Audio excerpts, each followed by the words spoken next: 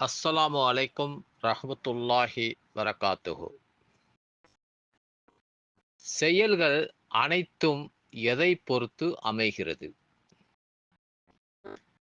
செயல்கள் அனைத்தும் எண்ணங்களை பொறுத்தே அமைகின்றன. ஒவ்வொருவருக்கும் அவர் எண்ணியதே கிடைக்கிறது.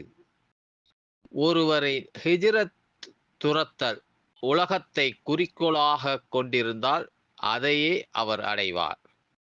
ஒரு பெண்ணை நோக்கமாக கொண்டால் அவளை மணப்பார்.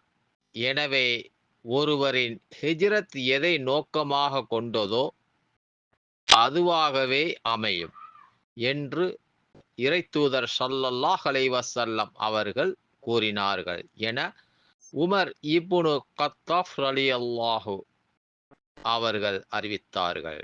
புகாரி 1 பதிவாகி உள்ளது. அஸ்ஸலாமு அலைக்கும் ரஹ்மத்துல்லாஹி வரகாத்துஹு.